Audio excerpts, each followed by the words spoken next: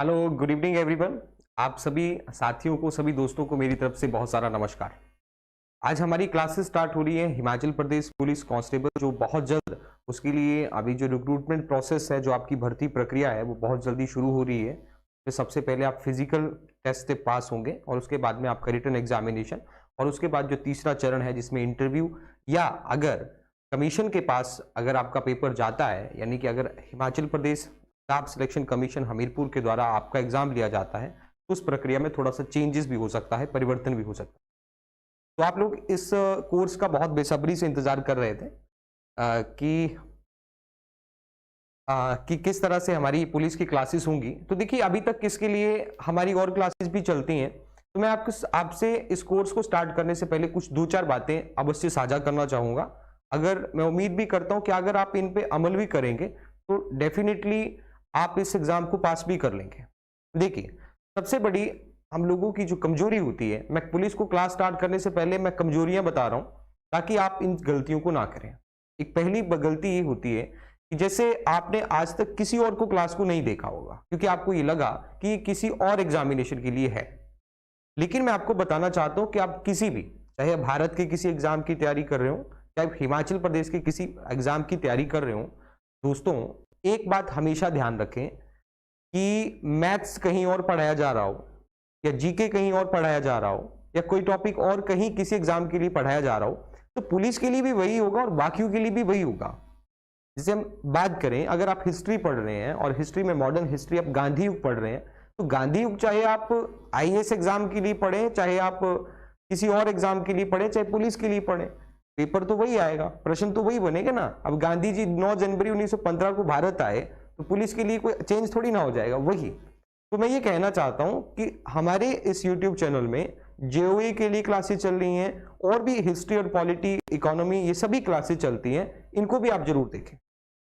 जैसे हम जब तैयारी करते हैं तो अभी क्या होता है, आप में से बहुत सारे लोग अभी 18+ हैं जो कि इस दौर से गुजरे हैं। मैं ये भी जानता हूं कि इस देखने वालों में से बहुत सारे कैंडिडेट्स ऐसे होंगे जो किसी और एग्जाम की तैयारी कर रहे हैं। जैसे मैं नाम यहाँ पे देख पा रहा हूँ, अलका चौधरी, पीटी शर्मा, ये किसी और एग्जाम की तैयारी कर रहे हैं, लेकिन फिर भी ये क्लासेस में आ रहे हैं, क्योंकि इस बात को जान चुके हैं कि इनका सिलेबस क्या है, इन्हें पढ़ना क्या है और जानना क्या है, और एग्जाम का इनका जो दृष्टिकोण है, जो पर्पस है, एग्जाम में क्या पूछा जाना, इस बात से परिचित है। तो जहां से भी ज्ञान बटोरने की बात आती है और आपको अगर सिलेबस अपना मालूम है, तब आप आ जाते हैं, है ना।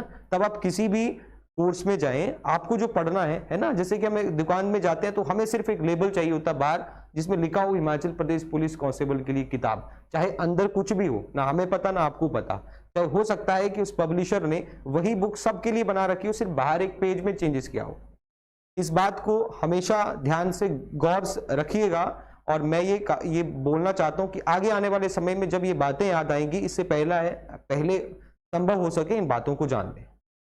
तो ऐसा नहीं है, आपको ये पता होना चाहिए। अच्छा, दूसरी बात, ठीक है, दूसरी बात मैं आपसे ये कहना चाहता हूं कि अभी आप तक डिसाइड नहीं है कि आपका एग्जाम इससे पहले डिपार्टमेंट लेता है, पुलिस विभाग खुद आपका एग्जाम लेता था, लेकिन हो सकता है इस बार कमीशन, क्योंकि डिपार्टमेंट में अक्सर करप्शन जैसे मामले आते रहते हैं और उतनी सख्ती भी नहीं बरती जाती, तो हो सकता है कमीशन लेगा। अगर डिपार्टमेंट आपका एग्जाम ले तब आपका एग्जाम 80 मार्क्स का होता है, और अगर कमीशन आपका एग्जाम ले तो आपका 85 मार्क्स का पेपर होता है, अगर कमीशन के द्वारा एग्जाम लिया जाएगा। दूसरी बात, आप ये भी ध्यान रखें कि डिपार्टमेंट अगर एग्जाम लेगा तो 80 ही क्वेश्चन आएंगे, लेकिन इस बार की तरह जैसे एचआरटीसी का एग्जाम डिपार्टमेंट लेता था तो 80 प्रश्न आते थे, लेकिन इस बार कमीशन ने एग्जाम लिया तो 170 क्वेश्चन आते थे, और हाफ मार्क का एक क्वेश्चन होता था, और उस तरह से 85 मार्क्स का पेपर होता है। तब आपको डिटेल में पढ़ना पड़ेंगी सारी बातें। और खास तौर पे अगर कमीशन इस बार पुलिस का एग्जाम ले तो आपको ध्यान रखना है कि सबसे ज्यादा फोकस आपको जीके सेक्शन पे रखना चाहिए, क्योंकि वहीं से ज्यादा प्रश्न आएंगे और मैथ्स वगैरह भी सब कुछ आएगा। तो ये बात आप ध्यान रखें, ठीक है। अभी इस बारे में कंफर्म नहीं है, लेकिन कुछ भी हो सकता है HPSSC हमीरपुर आपका पेपर ले। तो ध्यान से आपको सभी बातें जाननी है, और थोड़ा सा आज की डेट में सिर्फ वही लोग कामयाब हो सकते हैं जो कि स्मार्ट स्टडी करते हैं। हार्डवर्क तो सभी करते हैं ना, और प्रॉपर पढ़ाई भी सभी करते हैं, लेकिन कामयाब वही है जो रणनीति के साथ पढ़ाई करता है। तो प्रॉपर स्ट्रेटजी के साथ जब आप चलेंगे तब आप कामयाब होंगे, ठीक है, बाकी आपके लिए अभी ये फ्री ऑफ कॉस्ट क्लासेस चल रही हैं, तो इसका पूरा आनंद लीजिए और पूरा मजा लीजिए और प्रॉफिट जितना आप ले सकते हैं उतना लीजिए। बाकी आप किसी भी तरह का क्वेश्चन पूछना चाहते हैं, आपके पास नंबर है, कुछ भी आप हमारी तरफ से कि गाइड कुछ मतलब कोई भी मार्गदर्शन आप लेना चाहते हैं तो हम आपके लिए अवेलेबल हैं 24 घंटे। ठीक है जी। हाँ जी प्रीति जी, मेरी बात ये भी सुनने में आई है, तो मैं उम्मीद करता हूं कि अभी आप इस पे ध्यान देंगे। तो ये क्लास होगी, इसके बाद भी हमारी एक और क्लास होगी जिसमें आजकल हम पॉलिटी टॉपिक पढ़ रहे हैं। पॉलिटी में राष्ट्रपति, आप में से बहुत सारे पुलिस की तैयारी कर रहे हैं, चाहे किसी और एग्जाम की तैयारी कर रहे हो, तो इसके तुरंत बाद 5:15 बजे हमारी दूसरी क्लास होगी, तो उसमें भी आइए, वो पुलिस के लिए भी काफी हेल्पफुल है, ये मैं कहना चाहता हूँ। ठीक है, तो इस तरह का ना देखें कि थंबनेल लगाओ तभी तैयारी होगी, ये सबसे बड़ी गलती हो सकती है और इसका नतीजा आने वाले समय में हमें भुगतना पड़ सकता है। ठीक है, ये बात आप ध्यान रखिए। तो बढ़ेंगे हम इस क्लासेस में, जब तक नोटिफिकेशन नहीं आती है हम सिर्फ मॉक टेस्ट, कुछ क्वेश्चन जो पेपर में पूछे जा चुके हैं उन्हीं को हम सॉल्व करेंगे। मेरी बातों को ध्यान से सुनिए, एक एक बात आपको अच्छे से समझाने की कोशिश करूंगा, तो सुनते चलना है। ठीक है, अभी देखते चलिएगा, कुछ प्रश्नों की ओर हम आगे बढ़ेंगे। देखिए आसान प्रश्न है, आप में से बहुत सारे लोग इन प्रश्नों का जवाब दे देंगे, क्योंकि जो मेरे साथ पहले से जुड़े हुए हैं, तो हम पॉलिटी, ज्योग्राफी, हिंदी, व्याकरण, ये सभी बातें यहाँ पे पढ़ेंगे और ऐसे ही प्रश्न आपके एग्जाम में पूछे जाएंगे। अगर कमीशन एग्जाम लेता तो डेफिनेटली। हाँ कैप्टन स्पार्टन, मुझे पता तुम वही हो 3 इडियट्स वाले आमिर खान की, जहां नॉलेज मिलता है वहीं चले जाओ।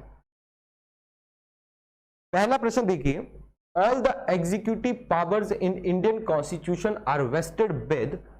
भारतीय संविधान में, यहां सभी संविधान ही नहीं, जीके में जो हो सकता है वो हम पढ़ेंगे।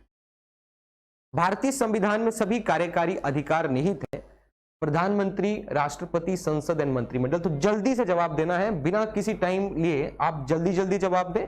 मैं उम्मीद करता हूं कि आप सभी प्रश्नों का आसानी से जवाब दे पाएंगे। तनुजा जी, क्लास का टाइम 4:30 बजे। अभी पॉलिटी की क्लास हम कुछ समय बाद बंद कर देंगे, क्योंकि लगभग हमने संविधान को जान ही लिया है, तो फिर उसके बाद में पुलिस की क्लासेस जो है वो 1-1.5 घंटे की कर देंगे। ठीक है, प्रेसिडेंट, देखो अभी जवाब अलका चौधरी, तो ये तो वो लोग हैं जो कि आते हैं, हर जगह आते हैं, मुझे पता है, चाहे कुछ भी हो, लेकिन मतलब यही तो सही बात है ना। आप जेओई की क्लासेस भी देखिए, वहां पर भी आपके लिए सब कुछ तो एचपीजी के मैम के द्वारा करवाया जाता है, और भी टॉपिक्स हैं, तो वही तो आपके पुलिस में भी पूछा जाएगा भी, लेकिन अभी पता नहीं है ना, क्योंकि आप नई नई तैयारी शुरू कर रहे हैं। बी, प्रेसिडेंट, तो मैक्सिमम लोगों का जवाब यहाँ पे देखें तो प्रेसिडेंट आ रहा है, तो ये बात बिल्कुल सही है। देखिए दोस्तों, आप इस बात का बिल्कुल ध्यान रखें कि जो राष्ट्रपति होते हैं ये देश के संवैधानिक प्रमुख होते हैं। President is the constitutional head of the nation. ये संवैधानिक प्रमुख हैं, कार्यकारी प्रमुख होते हैं। लेकिन जो अगर आपसे प्रश्न कभी एग्जाम में पूछा जाए कि who is the real head of the constitution, यानी कि जो वास्तविक real head of the nation या सरकार के जो मुखिया हैं वो भारत के प्राइम मिनिस्टर होते हैं, लेकिन जो राष्ट्रपति हैं वो कॉन्स्टिट्यूशनल हेड हैं, उनको नॉमिनल हेड कह सकते हैं, और जो भी एग्जीक्यूटिव पावर्स होती हैं वो उन्हीं में निहित होती हैं। और दूसरी बात आप ये ध्यान रखें कि राष्ट्रपति अपनी इन सभी कार्यकारी शक्तियों का प्रयोग अपनी मंत्री परिषद की काउंसिल ऑफ मिनिस्टर की एडवाइस पर करता है। ठीक है, तो इसके बारे में आप ये ध्यान रखें। ये आर्टिकल 52 भी कहता है, और आर्टिकल 74 में उनकी नियुक्तियों के बारे में लिखा है, उनकी सलाह पर राष्ट्रपति काम करते हैं। ठीक है, ये बात आपको ध्यान रखनी है। दूसरा प्रश्न देखिए, ये लिखा है कि भारत के राष्ट्रपति के विरुद्ध, ये तो बहुत नॉर्मल सी बातें हैं कुछ लोगों के लिए, लेकिन चलो आप पुलिस की तैयारी कर रहे हैं तो ये चीजें काम आएंगी। भारत के राष्ट्रपति के विरुद्ध कौन महाभियोग शुरू कर सकते हैं? Who can initiate impeachment proceedings against the president of India? केवल Lok Sabha, only Rajya Sabha, either house of the parliament, संसद का कोई भी सदन, कोई भी विधानसभा।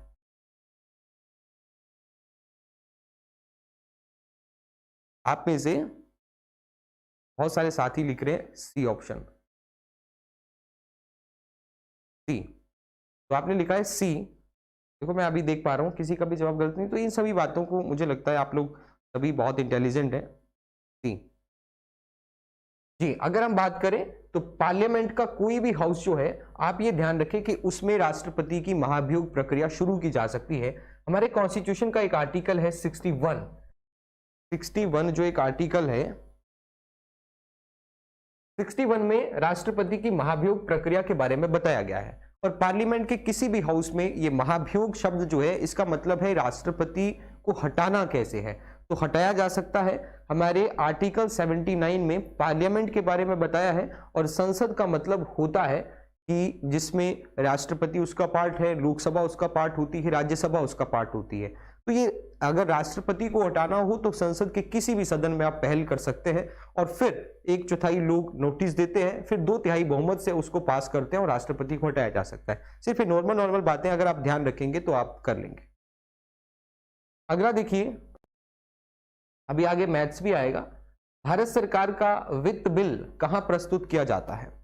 Finance bill of Indian government is presented in upper house, lower house, legislative council and legislative assembly. इसके बाद जो भी हमारी क्लास होगी, अगली जो क्लास है अभी इस क्लास के तुरंत बाद आएगी, उस पर आप अगर जुड़े रहेंगे तो आप इन बातों को जान पाएंगे, ये जो बातें मैं आपको बता रहा हूं।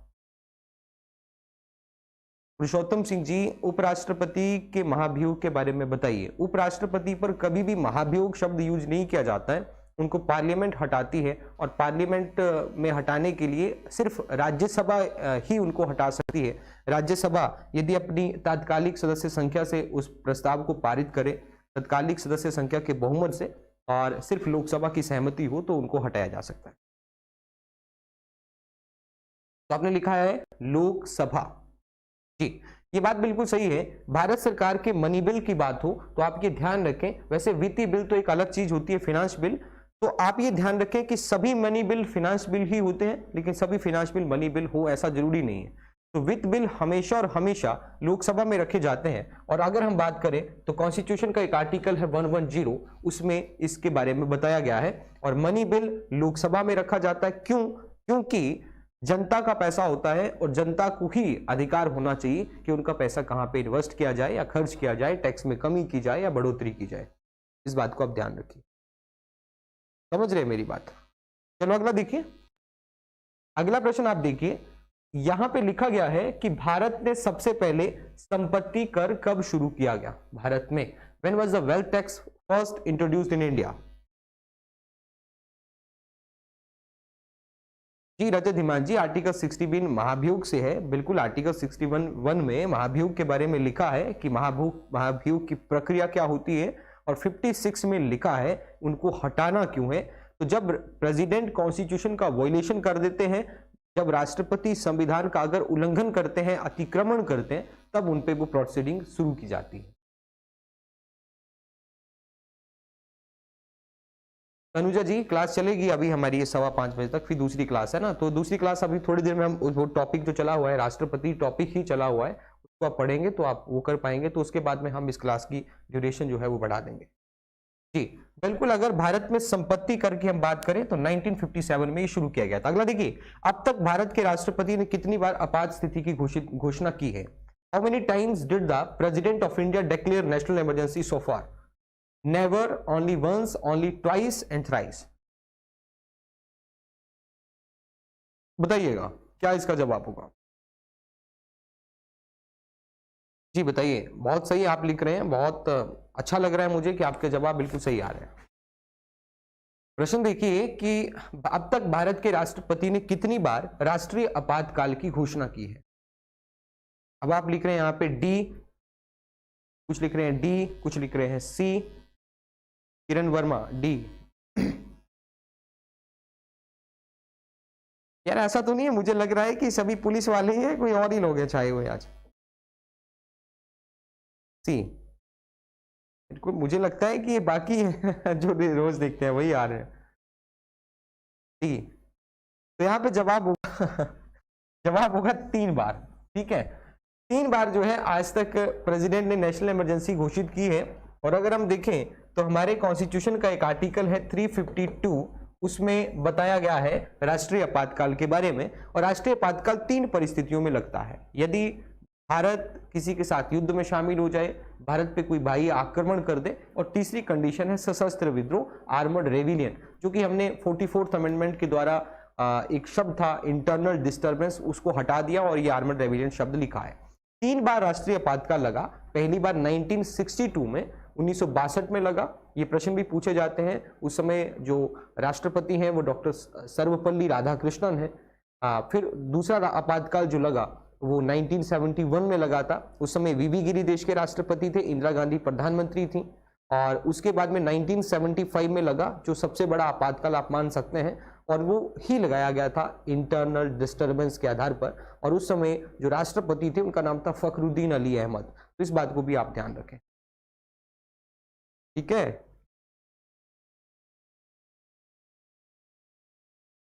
हाँ, मुझे लग रहा है यार वही लोग आ रहे हैं फायदा है नहीं यहाँ पे भी चलो अगला देखिए, प्रश्न है। मैंने तो सोचा था कि मतलब मैंने ये सोचा था कि पुलिस वाले आएंगे तो कम से कम थोड़े बहुत जवाब तो गलत देंगे। अब मैं तो यही परेशान हो गया हूँ कि यहाँ पे सभी के जवाब सही आ रहे हैं, तो मैं तो समझ गया कि वही लोग हैं जो डेली आते हैं। The impeachment process of president of India is adopted from, Bharat के राष्ट्रपति की महाभियोग प्रक्रिया हमने कहां से ली है?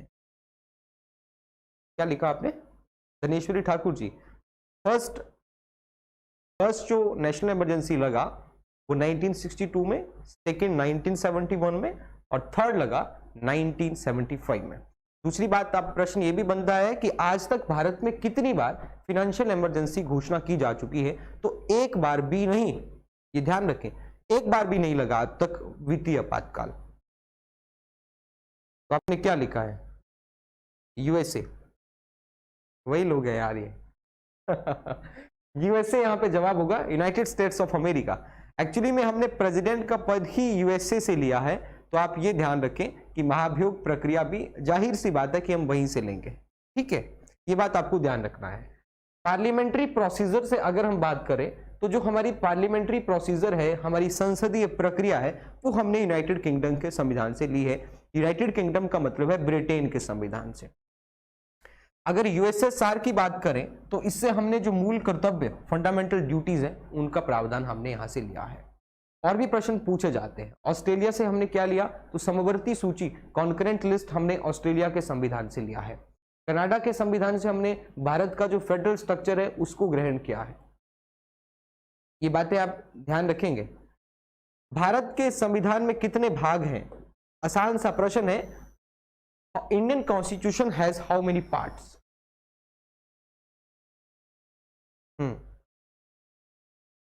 इंडियन कॉन्स्टिट्यूशन में कितने पार्ट्स हैं? 22। बिल्कुल बात सही है। भारत के संविधान में आप ये ध्यान रखें 22 भाग हैं, और अनुच्छेद आज भी 395 ही हैं। ये बात आप ध्यान रखें।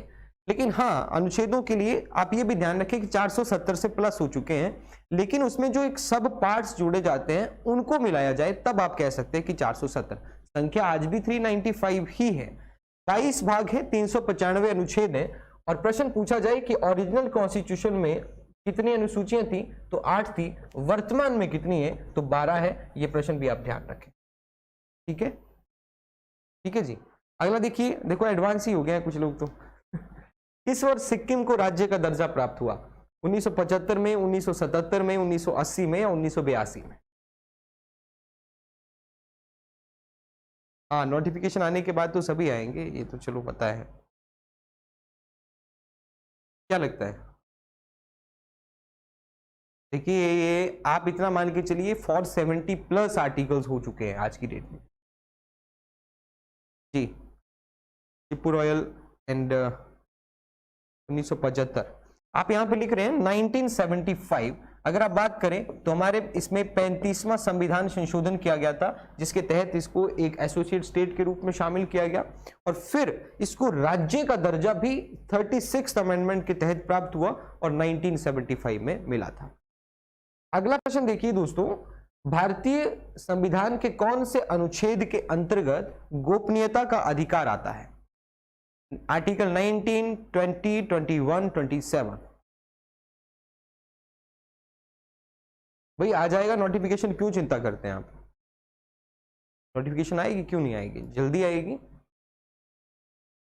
Right to privacy comes under which article of the constitution?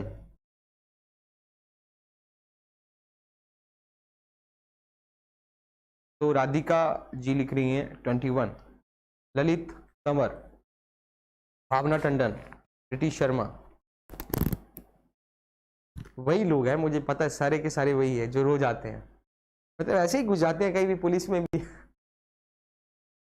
सी लिखा है जो कि बिल्कुल सही है। आर्टिकल 21 यही कहता है, जीवन जीने का अधिकार, गरिमा के साथ जीवन जीने का अधिकार, right to life with dignity. आप गरिमा के साथ जीवन जी सकते हैं, जिसमें आपके पास हर तरह का अधिकार होना चाहिए, अच्छा पर्यावरण होना चाहिए, आपके पास रहने के लिए अच्छा आवास होना चाहिए। तो ये सभी जीवन जीने के अधिकार में आता है।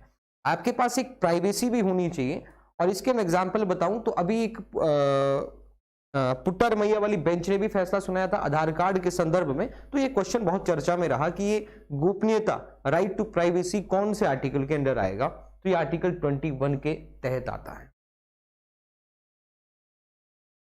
क्या लिखा है कमल जी, फॉर्म फिलअप करने के लिए एम्प्लॉयमेंट ऑफिस में नाम रजिस्टर होना कंपलसरी है? बिल्कुल, पुलिस एग्जाम में अगर कोई शामिल होना चाहता है तो उसका उसका नाम दर्ज पक्का होना चाहिए। रोजगार दफ्तर में, एम्प्लॉयमेंट ऑफिस में पक्का नाम दर्ज होना चाहिए, तभी आप शामिल हो पाएंगे। मौलिक अधिकार निलंबित किए जा सकते हैं। Fundamental rights can be suspended bye. और आपसे मैं ये चाहता हूं कि आप हमारे 7 बजे शाम को क्विज शो होता है, उसमें भी शामिल होइए, जरूर शामिल होइए, ताकि आपका नॉलेज दिन प्रतिदिन बढ़ता रहे।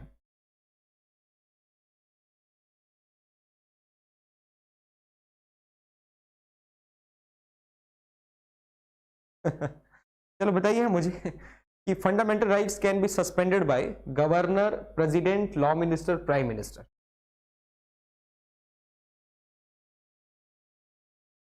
हाँ मुझे पता है, सभी रणछोड़ दास छाछड़ है हम पे। President, president.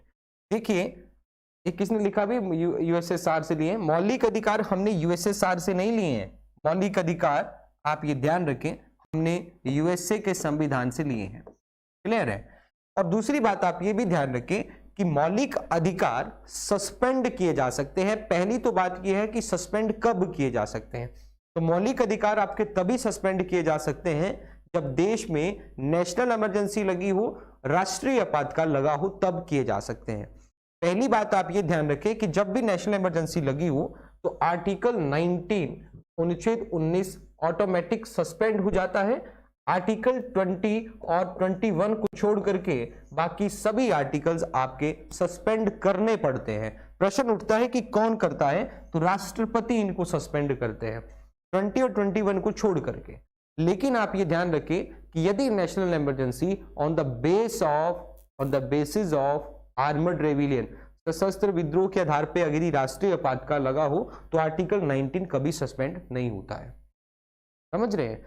हाँ ये ध्यान रखना है। लेकिन आर्टिकल 14 में जो एक लाइन है वो हमने यूएसए से नहीं बल्कि इंग्लैंड से ली है। विधि के समक्ष समानता, रूल ऑफ द लॉ, जो कि डाइसी नाम एक स्कॉलर विद्वान हुए ब्रिटेन में, उन्होंने ये अवधारणा दी है।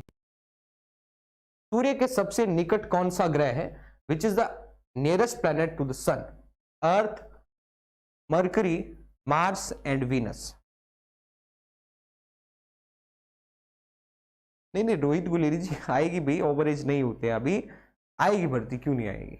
आप क्यों चिंता करते हैं, सब कुछ आएगा। त्रिपुर ऑयल, मरकरी,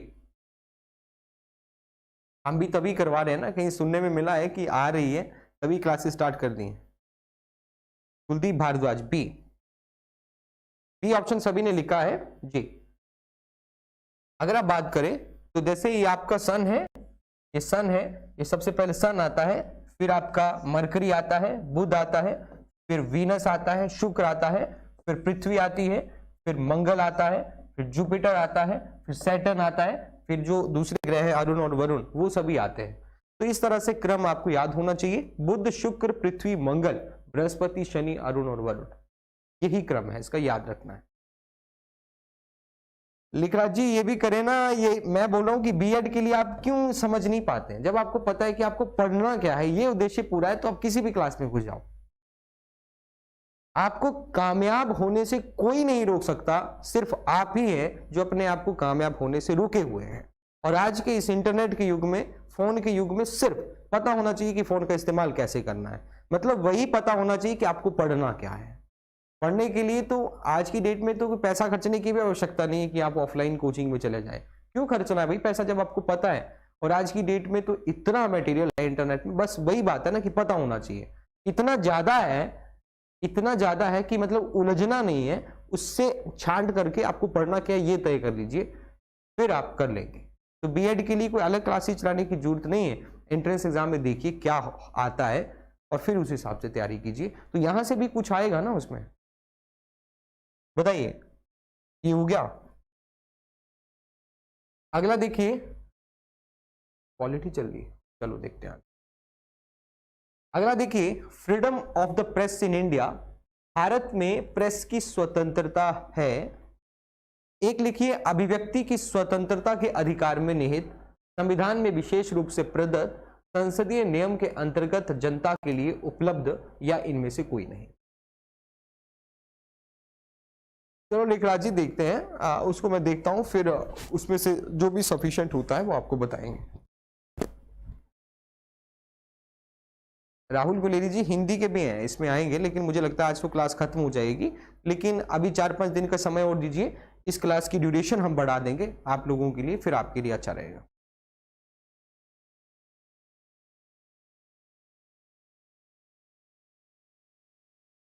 और इतना ज्यादा भी फोन की आदत मत डालिएगा, है ना। ठीक ठीक, खास करके कैप्टन आपको बोल रहा हूं मैं कि जो मतलब जो आपको लेंस लगा है ना, ये जिस चश्मे से आप पढ़ाई करते हैं उसका साइज ना बढ़ जाए, तो इतना भी फोन से पढ़ने की जरूरत नहीं है।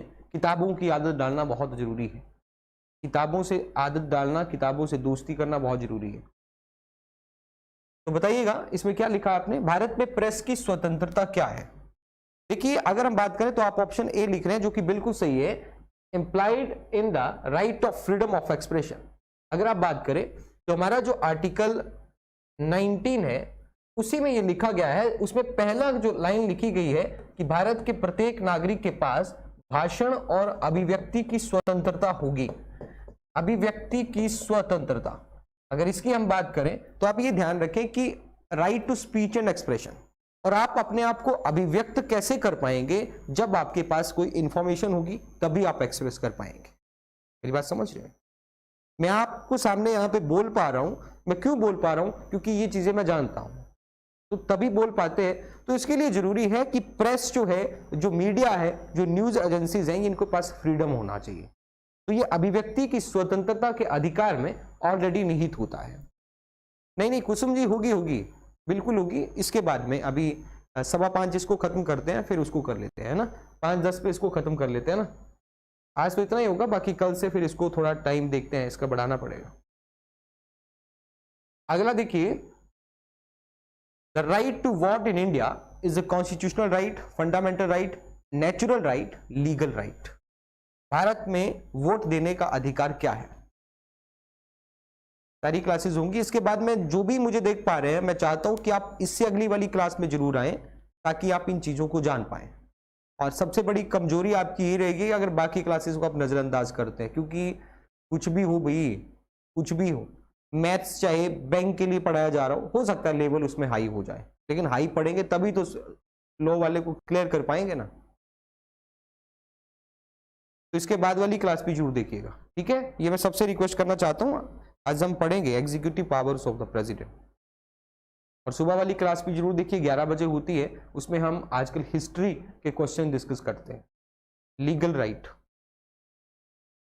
ठीक ठीक जी, बिल्कुल एक विधिक अधिकार है, आपके पास एक कानूनी अधिकार है, इसको आप एक राजनीतिक अधिकार भी कह सकते हैं। यार आज ये चल नहीं रहा।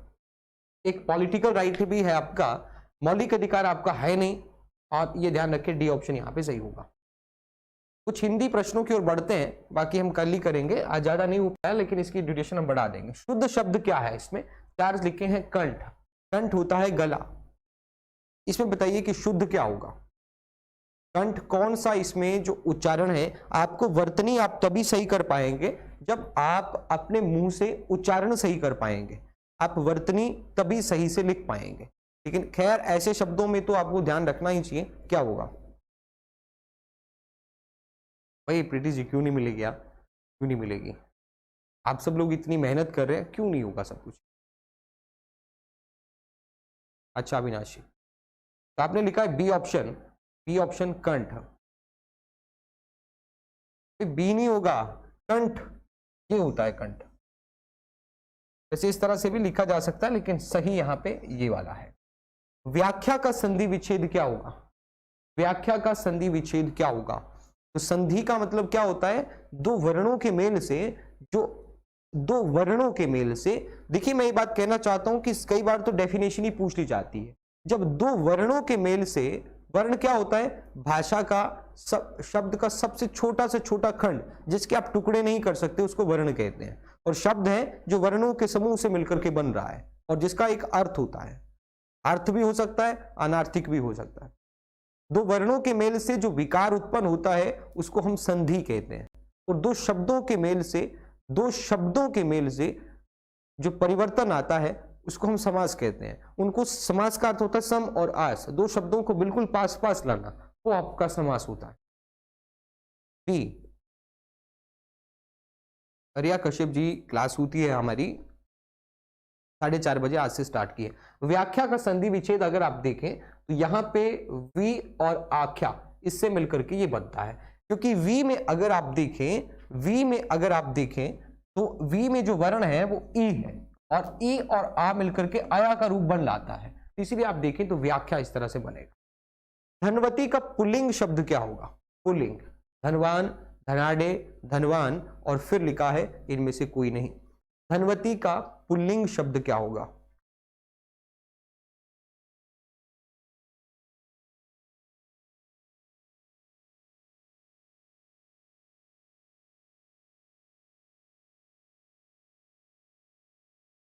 अलका जी अगर मुझे ही ना आती हो फिर गोपाल चंब्याल,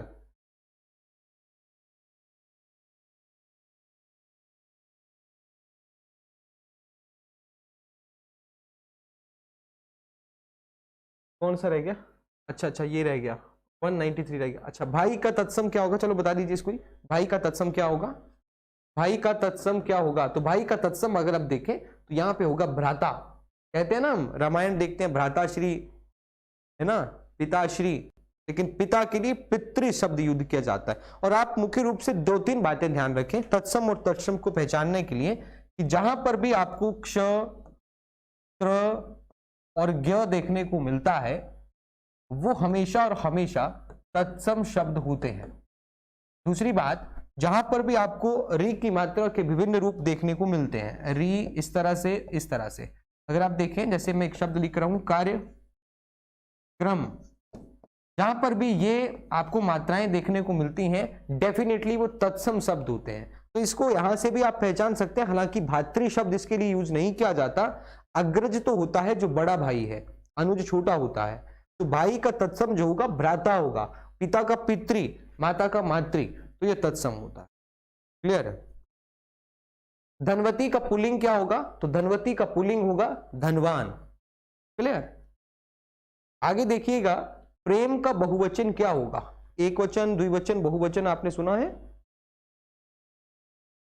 बताइएगा प्रेम का बहुवचन क्या हो सकता है? प्रेमी, प्रेम करने वाले, प्यारे और प्रेम। आजकल तो वैसे भी प्रेम शब्द बहुत चर्चा में है, फरवरी का महीना लगा हुआ है आपको पता ही है।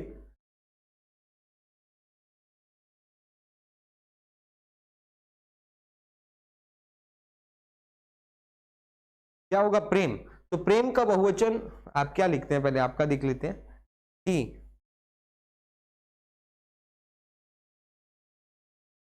प्रेमी, प्रेमी नहीं होता अभी।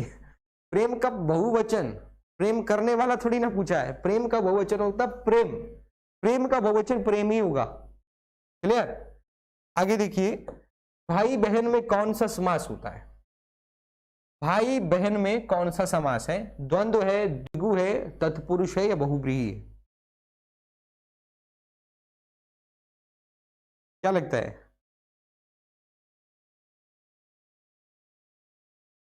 भाई मुझे वीरेंद्र जी क्यों देंगे? जो उन्होंने एज क्राइटेरिया रखा है वही रखेंगे ना। क्या लगता है बताइए? भाई बहन में ए ऑप्शन आपने सभी ने लिखा है, बिल्कुल जवाब सही है। द्वंद्व समास होता है। द्वंद्व समास में क्या होता है, जहां पर दोनों पद प्रधान हो वहां पे द्वंद्व समास होता है ना। भाई और बहन अलग अलग है, माता पिता अलग अलग है ना। इसी तरह से और भी हो सकते हैं, तो इसमें द्वंद्व समास है। द्विगु समास का मतलब होता है जहां पे आपको संख्यात्मक देखने को मिले, जहां पे भी संख्या है, जैसे अष्टाध्यायी है, 8 अध्यायों का समाहार है ना, चौपाई है, 4 पाइयों का, या और भी बहुत सारे शब्द, त्रिभुज है ना। लेकिन दशानन जैसे शब्द है वो इसमें नहीं आएंगे, वो बहुब्रीहि में आते हैं, क्योंकि दशानन हम रावण के लिए प्रयोग करते हैं। और तत्पुरुष में अगर देखें तो कर्ता वाला छोड़ दें और संबोधन वाला छोड़ दें, जो आपने कारक पढ़े हैं, उसके बाद में तत्पुरुष आते हैं। तो इसमें भी आप समझ जाएंगे, जिसमें जो उत्तर पद होता है वो प्रधान होता है, वो समझ जाएंगे जैसे हम समास का टॉपिक पढ़ेंगे। तो सेवक शब्द की भाववाचक संज्ञा क्या होगी, तो सेवक की भाववाचक संज्ञा सेवा होता है। अभिव्यक्ति का पर्यायवाची क्या होगा, उपयुक्त, पृथक, प्रकटन, इनमें से कोई नहीं। क्या लगता है? और फिर से कहना चाहता हूं कि इसके आप बाद वाली जो 5 मिनट बाद वाली क्लास होगी उसमें भी आइए, उसमें भी आप बहुत सारी चीजें सीख पाएंगे। 5:15 उसको ले लेते हैं, उसमें भी आइएगा, आप कर पाएंगे। बाकी ये सभी के लिए इंपॉर्टेंट है, चाहे टीजीटी करो, चाहे पीजीटी की तैयारी करो, चाहे पुलिस की करो, चाहे एचआरटीसी की करो। यही आज के इस दौर में अच्छे और जो अच्छी तैयारी कर रहा है उसकी निशानी है। ये ऑप्शन आपने यहाँ पे लिखा है ए, तो अभिव्यक्ति का प्रकटन, जी बिल्कुल सही। नन ऑफ दिस कैसे होगा, प्रकटन, प्रकटन का मतलब ही होता है एक्सप्रेशन, अभिव्यक्त करना अपने आप को, तो इसका पर्यायवाची है, सिनोनिम्स है इसका। महेश्वर सिंह जी इसके बाद होगी राष्ट्रपति टॉपिक पे। अवकाश का विलोम क्या होगा, अनवकाश, छुट्टी, अपकर्ष, सदोष। अवकाश का विलोम क्या होगा, मैंने बता दिया भाई, इसके बाद अगली क्लास है, अभी टॉपिक मिल जाएगा आपको, उसको देखिए। अवकाश का विलोम क्या होगा, तो अवकाश का विलोम, अवकाश का होता है छुट्टी, अवकाश का होगा अनवकाश। छुट्टी तो हो नहीं सकता, क्योंकि छुट्टी तो ऑलरेडी इसका क्या है, पर्यायवाची है। विलोम पूछा है यानी एंटोनिम, उल्टा। अपकर्ष, अपकर्ष नहीं हो सकता, ये उत्कर्ष का होता है। और सदोष तो हो ही नहीं सकता, तो ये बात आपने ध्यान रखनी है। 3 प्रश्न और हैं, इसको हम देख लेते हैं। राज्यसभा के अध्यक्ष कौन होते हैं, who is the chairman of the Rajya Sabha, बताइए। राज्यसभा के अध्यक्ष कौन होते हैं, भारत के राष्ट्रपति, भारत के उपराष्ट्रपति, भारत के प्रधानमंत्री, भारत के स्पीकर, बताइए। देखो नितिका कपूर है, पुलिस की क्लास आ रही है, लेकिन सभी लोग और एग्जाम की तैयारी कर रहे हैं, लेकिन मैं बहुत खुश होता हूं कि इनको सब बातें पता है कि अभी तैयारी करनी कैसे है। और ये मैं गलत आपको क्यों बता रहा हूं बात बात, क्योंकि आप इस बात को ध्यान से मानिए कि ये सभी बातें मैं अपने एक्सपीरियंस से बता रहा हूं। हो सकता है ऐसी गलतियां शुरुआत में मैंने की हूं, है ना, तो खुद की गलतियों से सीखने में तो पूरी उम्र निकल जाती है। मैं ये कहना चाहता हूं कि दूसरों की गलतियों से भी सीख लेंगे तो ये बहुत बड़ी बात है। वाइस प्रेसिडेंट ऑफ इंडिया, बिल्कुल, अगर हम भारत के उपराष्ट्रपति, vice president of India is the ex officio chairperson of the council of the states, वो राज्यसभा के पदेन सभापति के रूप में काम करते हैं। भारत में पंचायती राज प्रणाली कब शुरू की गई थी, आसान प्रश्न है, 1945, 50, 59, 62। भारत में पंचायती राज प्रणाली कब शुरू की गई थी,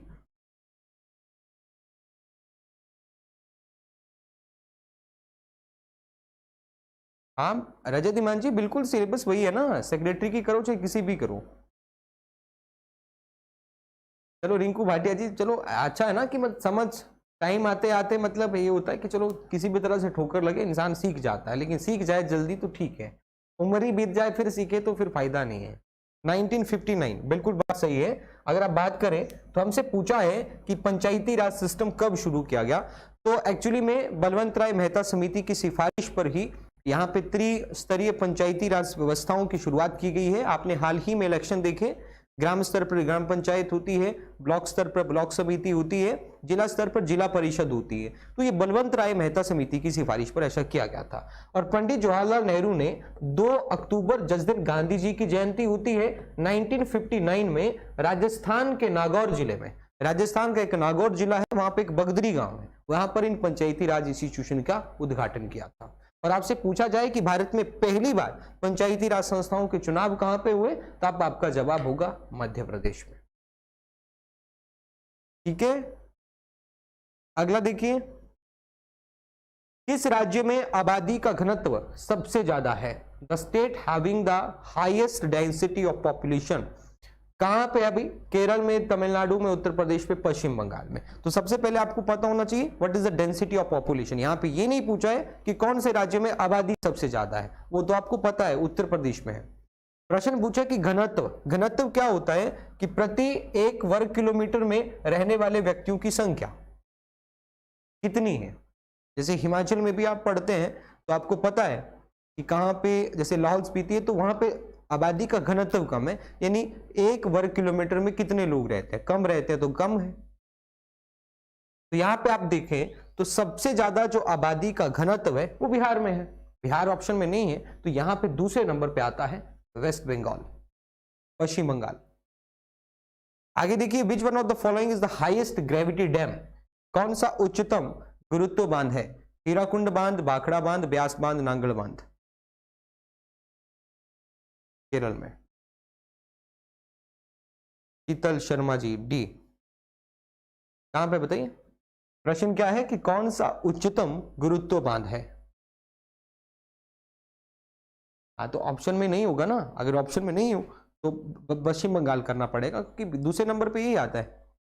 बिहार में आई थिंक 1120 है और इसमें 1106 लोग निवास करते हैं।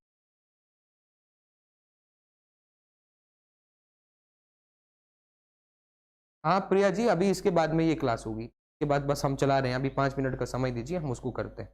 भाखड़ा, जी बिल्कुल सही जवाब है। भाखड़ा बांध जो है सबसे ज्यादा उच्चतम गुरुत्वीय बांध है। तो आज आपसे हम विदा लेते हैं और कल हम इसी समय आपसे मिलेंगे, तो आप तब जुड़िएगा। और इसके बाद जो हमारी क्लास आ रही है, हाथ जोड़ के विनम्र प्रार्थना है कि उस क्लास को देखिए, वो भी पुलिस के लिए भी होगी और सब एग्जाम के लिए होगी, क्योंकि जीके तो आपको वहां भी करना है। तो उस क्लास में आइए, आप जान पाएंगे किस तरह से क्या चीजें पढ़नी है क्या नहीं। तो इसके बाद में 5 मिनट का समय मुझे दीजिए, टॉपिक पढ़ेंगे एग्जीक्यूटिव पावर्स, कार्यपालिका शक्तियां राष्ट्रपति की, और किस तरह से नियुक्तियां होती हैं उसके बारे में जानेंगे। आज आप बहुत कुछ सीख पाएंगे और पुरानी क्लासेस भी देखते रहिए। तो शुक्रिया, अभी 5 मिनट में आपसे मिलता हूं, इसी समय यहीं पर मिलूंगा, इसी यूट्यूब चैनल में। तो शुक्रिया।